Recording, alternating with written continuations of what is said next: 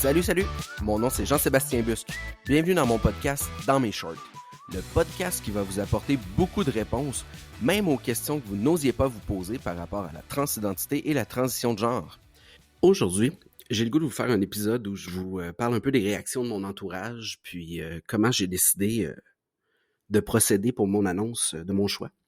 Parce qu'on va se le dire, dans la transidentité, dans la décision de faire notre changement de sexe, d'incorporer et d'incarner, en fait, qui on choisit d'être, il y a la partie coming out. Donc, l'expression coming out, c'est d'annoncer aux gens autour de nous notre réalité d'expression de genre, de préférence sexuelle un peu, malheureusement, dans la bande de tout ça, souvent.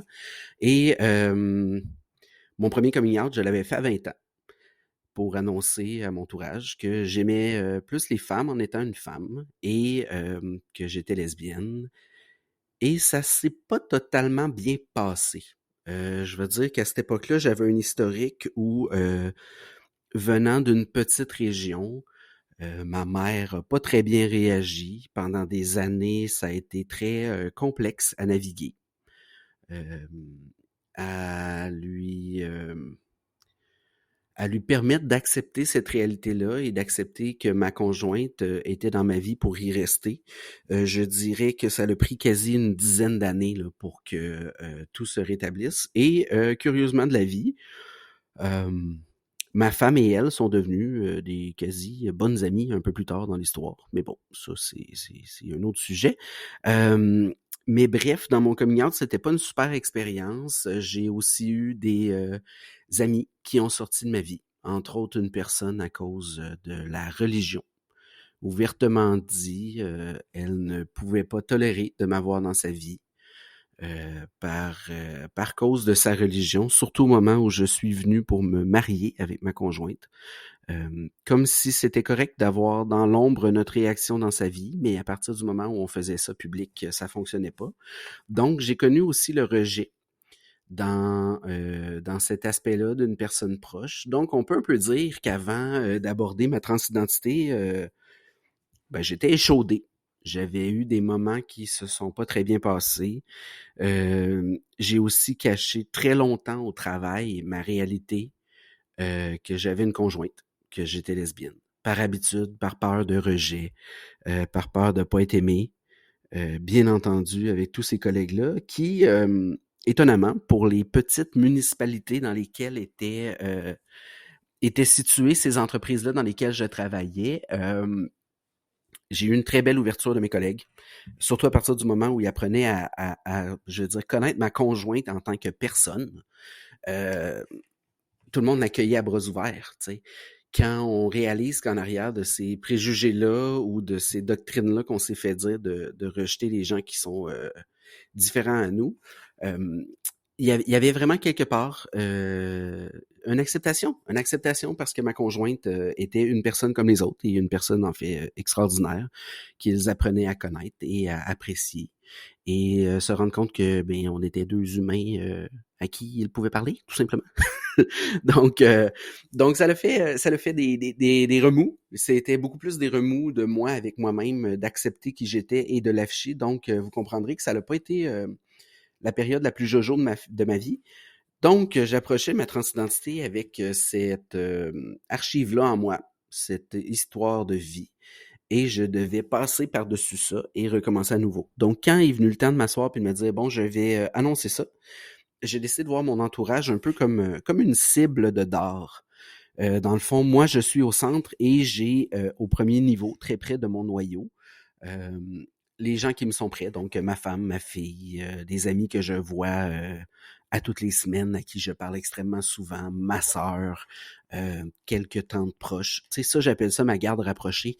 Ce sont des gens qui me connaissent extrêmement bien dans mon quotidien, qui connaissent comment j'agis, comment j'étais, comment je pensais, qui ont à me côtoyer dans tous les jours. Donc, c'est des gens qui connaissaient un peu ma façon d'être très homme déjà. Pour eux, c'était peut-être surprenant de comprendre que j'en étais arrivé à ce choix-là, mais pas le fait que ça soit moi qui ai ce destin-là. Donc, je sais pas si c'est un peu clair comment je l'explique, mais dans le fond, il pouvait être surpris que j'ai le courage d'aller de l'avant et que je décide de faire ce choix-là, mais pas nécessairement le fait que je m'admette que je sois un homme.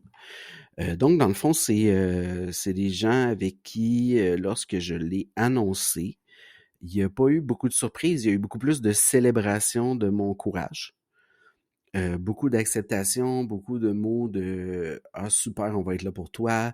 J'ai ma sœur avec qui j'ai eu une discussion où à un moment donné, elle m'a dit, ça fait tellement de sens parce qu'on n'avait pas la discussion de sœurs, là, tu sais, vous savez, probablement ceux qui m'écoutent qui sont des sœurs, tu sais, vous allez parler un peu de vos girly stuff ensemble, là, menstruation, chum qu'on aime, vivre les émotions, tu sais, vous savez, deux relations de filles ensemble, là.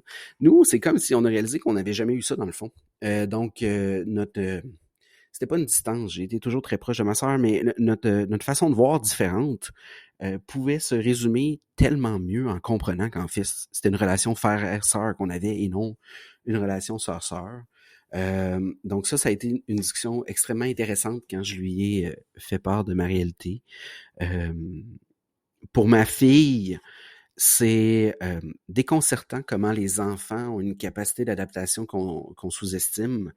Pour elle, à partir du moment où je lui ai juste expliqué que que maman réalisait que dans le fond, dans son corps, j'étais un garçon, puis que pour moi, je choisissais de faire les changements qu'il fallait pour devenir un garçon, et que je m'étais toujours senti comme ça en dedans de moi, on dirait que ça a été tellement clair pour elle. C'est devenu d'une évidence. Euh, C'était comme avoir cette conversation-là, puis pas loin de celle d'expliquer comment fonctionnait puis la météo, puis que le ciel était bleu, là. On va se dire, on aurait dit que pour elle, c'était quasi la même chose. Et elle m'a plutôt fait rire en disant le lendemain, je crois, ou sur le lendemain, là, à table, on est assis, puis elle me regarde, puis elle fait mais là, ça veut dire que tu as à refaire ta garde-robe au complet. Oui, chérie, j'ai à retourner magasiner, à refaire ma garde-robe au complet. Tu sais, pour elle, c'était comme, je pense aussi tellement instinctif, c'est pas le beau mot, mais explicatif de ce qui était notre famille. On dirait, pas parce qu'on était deux mamans avec elle, tu sais, ma fille était dans notre vie depuis 6 ans à ce moment-là, et on était deux mamans. Elle nous aimait autant et on avait juste toujours eu une interaction vraiment différente. Comme si ma conjointe avait vraiment pris le rôle de maman, euh, mais moi, j'avais pas pris ce rôle-là et j'avais de la difficulté à trouver ma place, en fait, dans la famille. Comme si j'avais toujours eu de la misère à, moi, camper mon rôle de mère. Comme si j'étais toujours sur le bout des orteils à chercher la bonne place. Donc, on dirait que pour ma fille, c'est venu lui donner l'explication de, dans le fond, maman numéro 2 était un papa. Puis ça faisait du sens pour elle. Et je dois dire que pour ma famille, à partir du moment où on est devenu papa et maman, les rôles se sont éclaircis, les façons de fonctionner ont toutes fait du sens parce que dans le fond, je suis aussi devenu hyper authentique avec ma fille et elle le ressent. Elle s'est mise à ressentir comment moi j'étais mieux dans cette nouvelle définition-là, dans ce nouveau rôle-là, dans cette façon d'être et ma façon d'interpréter mon corps et de vivre tout ce processus-là. Donc, même pour ma famille, ça a éclairci des choses. Fait que je vous dirais qu'une fois que j'ai eu à viser ce premier niveau-là de gens, j'avais comme les piliers autour de moi qui étaient solides. Et après, je me suis dit, OK, il y a une deuxième strate dans ma cible qui sont les gens que je connais, qui me connaissent depuis longtemps, mais pas nécessairement au niveau quotidien. Tu sais, je vais vous donner un exemple, la famille élargie que je croise une fois ou deux par année pour des parties, mais qui me connaissent depuis toujours. Des collègues de travail, mais avec qui on a un peu échangé, là. Tu sais, vous savez, pas juste un repas, là. Des gens avec qui je suis allé m'asseoir, qui me connaissent un peu plus dans mon quotidien. J'ai à ce niveau-là tous les amis peut-être de plus longue date, mais que je vois moins souvent. C'est ça, les anciens collègues, les anciennes connaissances, la famille plus loin. Et eux, j'appréhende un peu la discussion ou la compréhension parce que je me dis, ils me connaissent, mais pas totalement dans ce que je suis dans mon quotidien. Tu sais, ils me connaissent pour comment je me projette et ce que je projette et les quelques discussions qu'on a occasionnelles. Mais j'ai confiance que eux vont comprendre parce qu'ils me connaissent un peu et ils me voient y aller. J'ai confiance qu'ils vont comprendre que ça fit avec ma personnalité, dans le fond. Ça fit avec ce que j'ai été. Je vais prendre des collègues de travail qui, par après, m'ont dit, ben, ça fait tellement de sens. Parce que pour moi, quand on interagissait, c'est comme si je parlais déjà avec un homme, tu sais, sans jugement de mon corps, mais comme si ma façon de penser ou ma façon d'agir cadrait déjà avec ça. Donc, pour cette strate-là, c'était surprenant pour certains parce qu'ils avaient pas suivi mon cheminement, je vais dire non plus des mois auparavant. Mais encore une fois, de manière générale, tout le monde a été avec l'espèce d'explication de je suis surpris que tu ailles de l'avant avec ça, mais je suis pas surpris que tu le fasses. La strate qui me faisait le plus peur, en fait, c'était la troisième. C'est celle-là que j'ai appelée la strate un peu plus loin. Ça, ce sont tous les gens qui me connaissent de nom, je vais appeler, ou de mon ancien travail qui étaient mes anciens clients. Je vais dire les beaux-parents de ma sœur, les gens qui sont dans mon cercle par la force des choses, mais beaucoup plus éloignés, tu sais, par la force des choses qui me connaissent comme nom. Qui savent que j'existe, que j'ai croisé dans mon enfance, dans différents contextes, quand j'ai étudié il y a 10 ans, 20 ans, et avec qui j'ai plus nécessairement de contact, où j'en ai, mais très parsemé. Il y a là-dedans aussi tout ce que je considérais les voisins, les gens de l'école de ma fille. Vous voyez un peu le genre. C'est ceux qui savent qui j'étais, mais qui n'ont pas nécessairement d'interaction avec moi. Et c'était vraiment la strate qui me faisait le plus peur, dans le fond, aussi étonnant que ce soit. C'était le jugement d'autrui. J'ai réalisé à ce moment-là que mes deux plus grandes peurs étaient ce que ma transidentité pouvait faire à ma fille et ce que ma transidentité pouvait faire auprès du jugement de cette fameuse troisième strate-là. Et un jour, j'ai juste pris conscience de dire « Je m'empêche d'être heureux et d'être moi-même » par peur de cette strate d'interaction-là, avec qui, dans le fond, j'ai pas tant d'interaction. Tu sais, ultimement, ils sont dans ma vie, mais ils sont pas tant que ça dans ma vie. Et c'est le jugement de ces personnes-là que je laisse driver le show en bon français. C'est de ces peurs-là que je me laisse mener, ce qui fait terriblement pas de sens. Quand j'ai pris conscience de ça, j'ai fait OK, là, c'est bon, le grand, là, tu sais, t'as peur d'avoir peur, puis t'as peur d'avoir peur des jugements, puis est-ce que la réaction du voisin troisième en bas de la rue va tant faire un impact sur ton quotidien et t'empêcher d'être avec toi et d'être bien quand, en fait, les gens de ma garde partagée sont ouverts à l'idée. Fait que quand j'ai démoli un peu cette concept-là, cette croyance-là d'avoir peur, puis de dire, ben, advienne que pourra, eux autres me jugeront comme ils le veulent bien. J'ai procédé à des annonces et j'ai fait les annonces sur mes réseaux sociaux le jour de mes 38 ans. J'ai fait les annonces sur LinkedIn dans mon réseau professionnel et parce que j'avais réussi à être certain de moi à ce moment-là à cause de cette réflexion-là, il n'y avait pas tant de place au jugement. Ceux dont j'ai reçu les mauvaises réactions, ils m'ont coulé sur le dos comme sur le dos d'un canard. T'sais.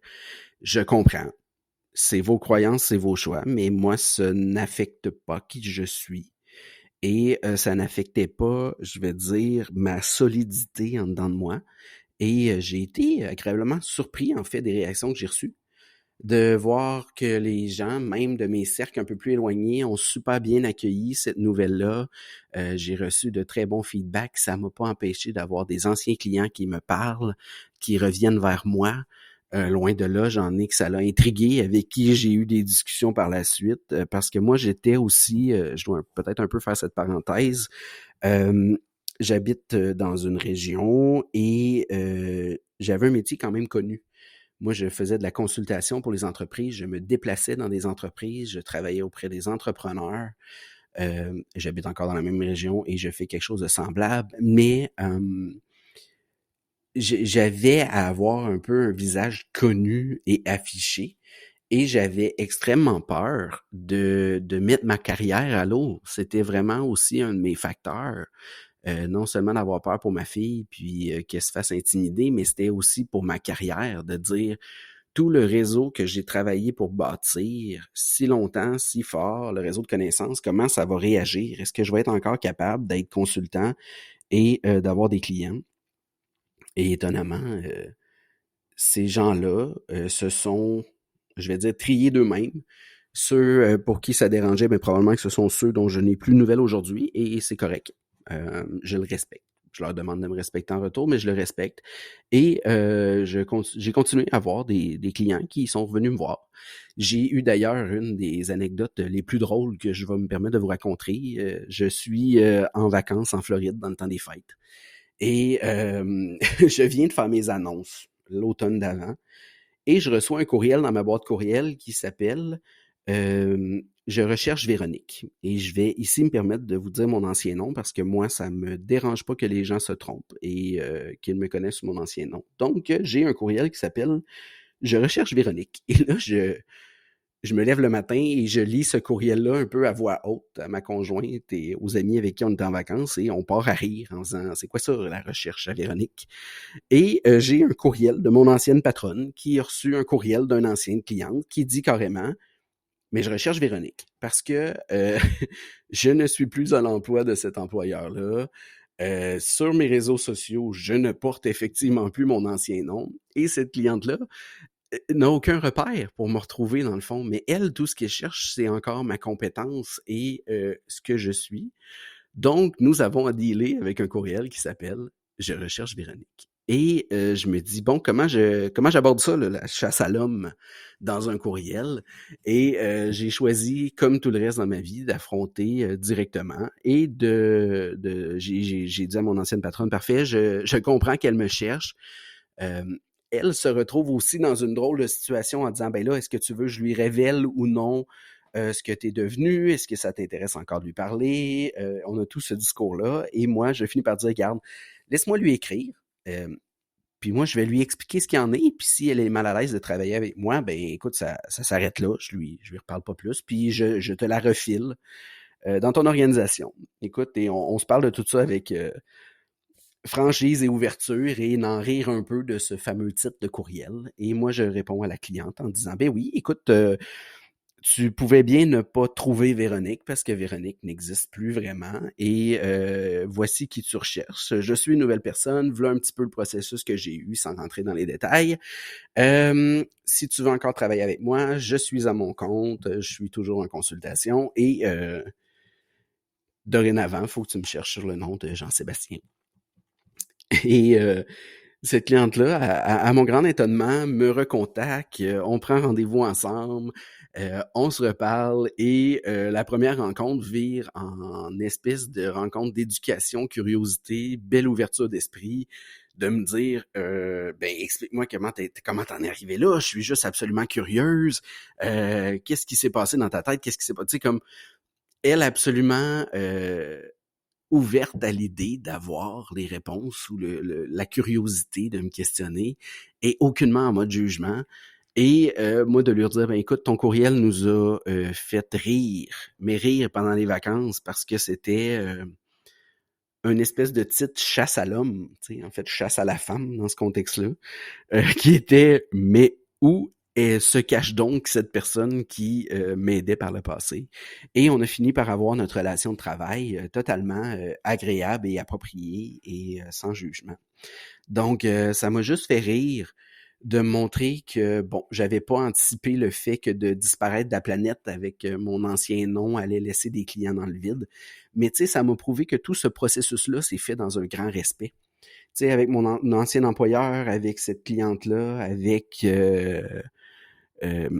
notre relation, tu sais, tout ça m'a un peu fait un clin d'œil de l'univers, de dire, écoute, cette fameuse strate-là de la cible que tu avais tant peur d'affronter et d'ouvrir ta vraie personne, ben ça l'a été récompensé. T'sais. Puis c'est revenu, puis t'avais pas à t'en faire. Fait que ça l'explique beaucoup comment j'ai choisi d'aborder mes relations, comment je me suis mis à voir les relations et cette réflexion-là aujourd'hui me sert pour plein de choses ou plein de je vais dire, de moments où j'hésite à faire les choses, puis j'affronte un peu le syndrome de l'imposteur. Quand j'hésite à faire un projet comme aujourd'hui, de vous faire un podcast sur lequel je vous parle de mon histoire aussi ouvertement et franchement, ben je me dis, parfait, c'est de qui j'ai peur dans le fond en faisant ce projet-là. Et si ces gens-là se retrouvent dans ma 3e ou 4e strate, qui est encore plus loin, une strate publique dont je vous ai pas parlé, et que j'ose aujourd'hui aller dans la sphère publique en vous parlant de mon histoire très personnelle et des choses dans ma vie qui arrivent très personnelles, j'utilise exactement la même réflexion. Est-ce que ce sont des gens qui vont venir m'affecter? Est-ce que ce sont des choses qui me dérangent? Est-ce que le risque que je prends aujourd'hui de vous parler de mon histoire est plus risqué pour moi et ma famille dans ma strate 1 et ma garde rapprochée? Ou est-ce qu'elle est plus risquée d'être avec des jugements puis de déplaire à des gens qui sont dans ma dernière strate dont je ne connais même pas et qui n'affectent pas mon quotidien? Au risque de me retenir à faire ce projet-là qui peut peut-être aider beaucoup de gens pour démystifier sur le sujet plutôt que de garder ce projet-là pour moi, dans le fond, au risque de déplaire. Donc, vous comprendrez aujourd'hui comment c'est un peu fait mes annonces et comment fonctionne aujourd'hui ma perception du jugement des autres et de me dire qu'aujourd'hui, ben, je fais ce projet-là, je le mets dans l'univers pour les gens que ça peut aider. Ça peut aider à ouvrir ou non les consciences, à faire réfléchir sur des sujets. Mais comprenez que dans mon cerveau, maintenant, tout est une cible et moi, je décide de me concentrer sur mes strates les plus proches. Et que cette transition-là, d'apprendre aux gens que je faisais mon changement de sexe dans l'ensemble, c'est quand même beaucoup mieux déroulé que le coming out que j'avais connu en tant que lesbienne il y a 20 ans de ça. Et ça m'a amené à une autre blague chez nous qui était c'est pas dans toutes les vies qu'on a la chance de faire un 2e coming out. Donc, cette fois-ci, j'ai pu le faire beaucoup mieux auprès des personnes qui étaient importantes dans ma vie, plutôt que la première fois où il y a plusieurs choses qui se sont aussi fait à travers la route par ragot et j'ai des amis qui ont fini par l'apprendre en étant en train de courir sur un tapis roulant au risque et péril de leur vie. Donc, ça m'a permis de donner la priorité et l'importance des gens où est-ce qu'ils étaient. Donc, ça m'a fait plaisir de vous entretenir là-dessus aujourd'hui. C'était Jean-Sébastien pour vous parler de la diversité. Si le cœur vous en dit, je vous invite à vous abonner à ce podcast afin de ne rien manquer des prochains épisodes à venir. Également, vous pouvez mettre 5 étoiles. Ainsi, vous m'aiderez à diffuser de plus en plus grand ce message que j'espère sortir dans le monde. Je vous remercie du fond du cœur de m'avoir écouté. Bonne journée.